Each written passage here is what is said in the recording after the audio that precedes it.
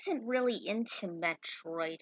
I was just inspired by the strong independent female protagonist, not to mention the first, Samus Aran, and I find her to be a lot more suitable than those other princesses from Nintendo. Welcome back to another chapter of Daemon Rising with a Smash!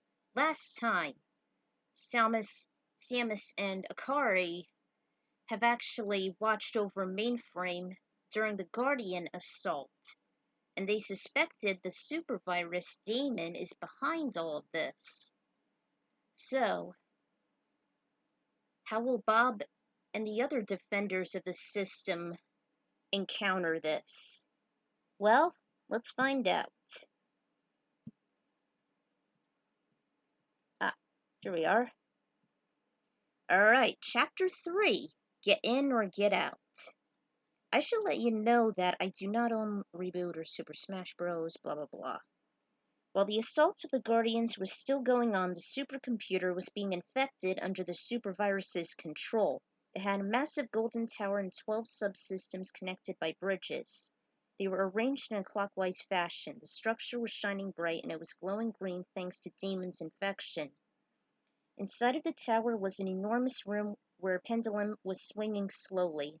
It was the master room, which was the central control center of the system. It could also control other neighboring systems, and it provides people with powerful weapons and equipment. The pendulum was a gigantic circle with spikes protruding out of it. The symbol itself represented Daemon, who was sitting quietly on her throne. Just then, a tall guardian wearing a long purple robe walked up to her. He also had a long orange mustache and beard while holding a staff with the same symbol as the pendulum's. Like all the other guardians, he too was infected. He stopped in front of her and spoke in a deep voice. "My lady." "My lady." In response, she opened her eyes. She had long blue hair, a skinny figure, and also a French accent. The guardian Dakin spoke again. "We have opened another system. It resists the word." "Impossible. Show me." Just then an image appeared behind her throne showing the Guardian ships being shot down. Supervirus thought aloud. "Why do they suffer needlessly when the word is inevitable?" Sorry if I'm not doing the voice right. Dakin informed her of the situation, why Mainframe has the upper hand. "There's more to it, my lady. We found him. We have a signal lock on Guardian 452. The image shown him containing the Armada. "Bob, the finest Guardian. He has done the unthinkable and joined with his key tool." "They are inseparable?" "Yes, my lady. He is the perfect messenger for the word." "Prepare a Zoom room. Bring my messenger on." With that, he went straight to work. I want to show you guys the footage, but I might get in trouble. So, there's that. Unbeknownst to them, someone was watching them on top of the tower's steeple. A black stick figure was looking down from his binoculars and nodded in confirmation. When he moved, however, he made a ticking sound. The stalker hailed from the world of Smash. He was known as Mr. Game & Watch. Huh, well, what do you know? He then took out a control pad which was also shrouded in black. He hurriedly typed and sent a message to Samus's spaceship. A ringing sound was heard inside and Akari picked it up. The message read, "Urgent. Daemon found. Request permission to remove Guardian." "Permission granted." "May I ask, who is sending this message?" The screen shifted to Game & Watch. She and Samus couldn't believe it. "Samus! It's Mr. Game & Watch! How did you get to the supercomputer without being detected?" He scratched his face in thought. "Who sent you?" Since he could never speak, he instead made hand gestures. It was like playing a game of charades. First he was pointing to his open palm. "Was it him? Did Master Hand send you? Was it him?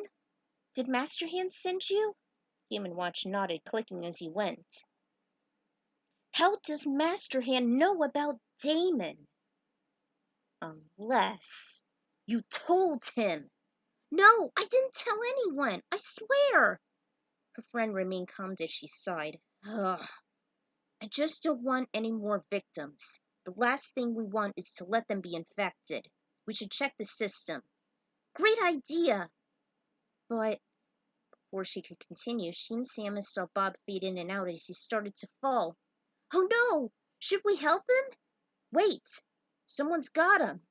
Sure enough, someone did catch him. She was a virus with brown skin, horns, and wings, and a white mask. Basically, it's hexadecimal. Relieved that she was here to help, they watched her warp to his apartment in the kids sector. However, the peace was short-lived as a small TV binom showed up. He was the annoying Mike the TV, jabbering about nothing as usual. Ugh! I hate this guy! I always wanted him deleted back in Season 3 during the system crash. But that didn't happen. God dang. Ugh, I wish that would happen. The two women could have sworn he was deleted during the system crash, like I said. So, Samus, you were saying it's a good idea to check out the Smash World. But what made you hesitate? The bounty hunter was a little shaky when she talked about her plan.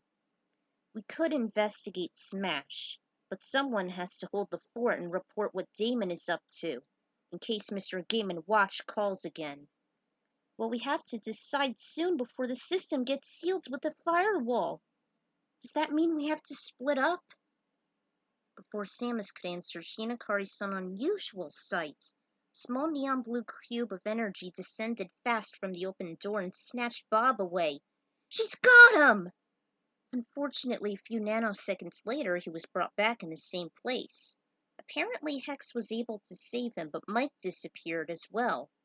Game & Watch. Monitor Daemon for a while. I'm sure she has made the first catch of the day. He clicked as he saluted. From the top of the tower, he saw Mike emerge in the center of the clock room where the super virus Dakin and a few monsters with silver masks were watching. From the looks of things, the Bimome had no idea where he was. Am I deleted? Deleted? No. You are in the Super Computer. Oh, that's a relief. Where is it? Well, I always wanted to visit the supercomputer. Heard so much about it. Did I mention I might the TV? Just wanted to check the sites, the tourist thing. I can see you're busy. I'd just be in the way here. Hey, nice to meet you. As he turned to leave, he realized he's talking to Daemon. Startled, he asked, You're Daemon, aren't you? She stepped down from her throne, but as she put her foot on the ground, green lines of energy spread out and hit him. He declared, I've had heard the word, and the word is Daemon. He started to grovel as he hid his shame, wishing that Bob was here. Then, as Dakin left, the virus in the binome started to talk about the messenger. Looks like she's got her first victim. She just got Mike. What's so bad about it? What's so bad about it? Alright, he may be harmless, but you know how he is. He's a jabbermouth. He can reveal our secrets, including Bob and Hex. You're telling me not to worry about it? Samus became embarrassed from Akari's outrage. I'm sorry. I didn't realize he would be a threat. No time for sympathizing. We need to think of who is going to stay, and who will go to the Smash system.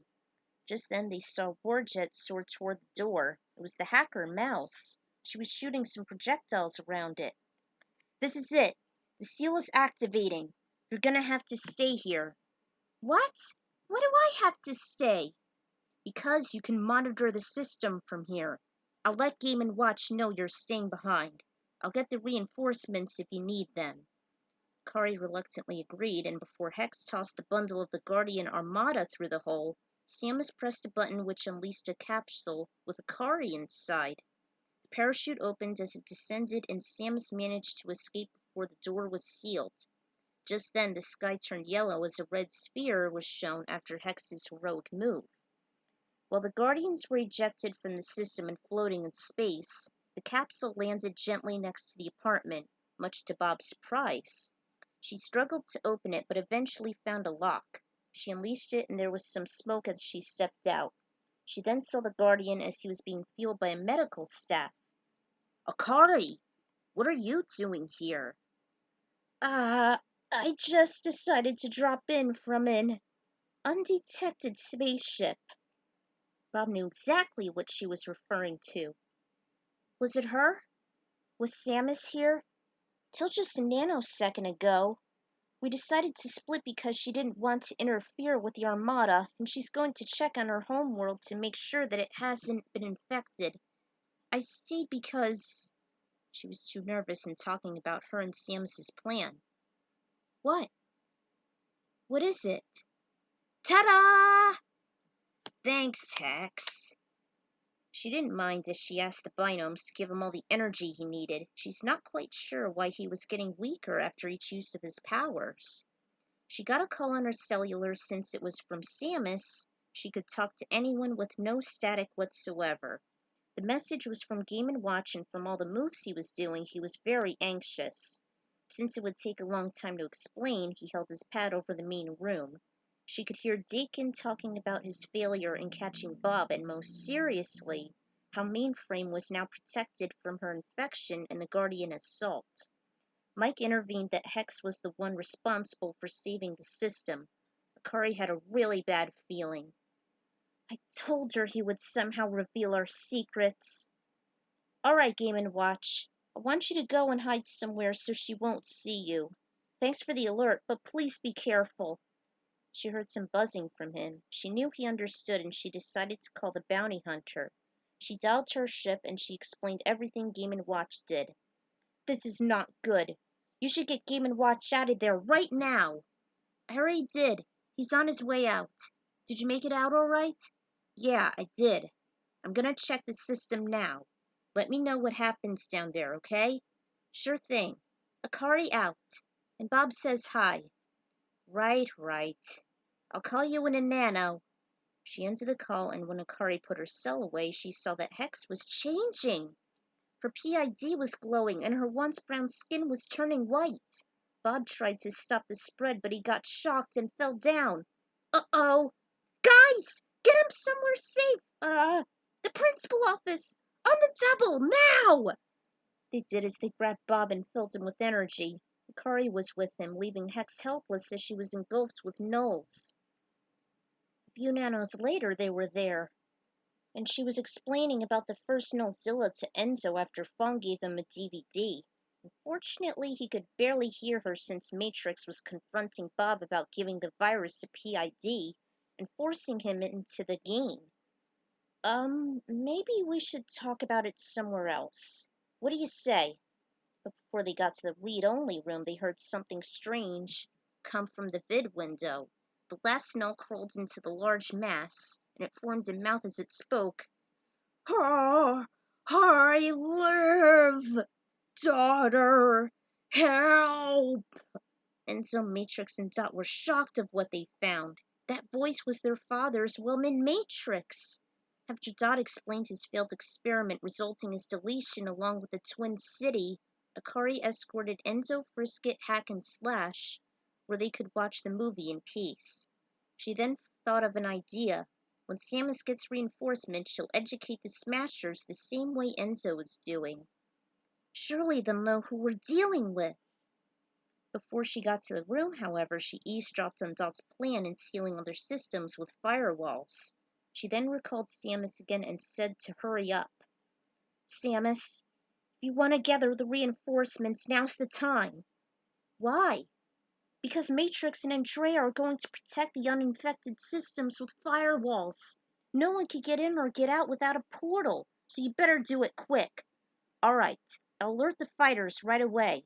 I'm not sure what we'll do with the already infected systems. Where should I be after that?" Kari told her in a whisper so no one could hear. She then hung up and wondered, "Samus, I hope it doesn't take a turn for the worst." Ugh. Drawing scrolls. Ugh. She walked to Enzo and the others while they were watching the battle with Nullzilla and a gigantic transformed cyborg. I didn't like the references that much. I'm not into Power Rangers or Voltron. Guess where I got the inspiration for this title? I'll give you 3 seconds. Nanoseconds is what mainframers would say. 3, 2, 1. Get it? It's actually the motto when the N64 came out. The original Super Smash Bros. Was released a few years later. So yeah, that should be it for now. Next time, will Samus be successful on finding her reinforcements and dealing with Daemon and her cronies? Well, find out next time.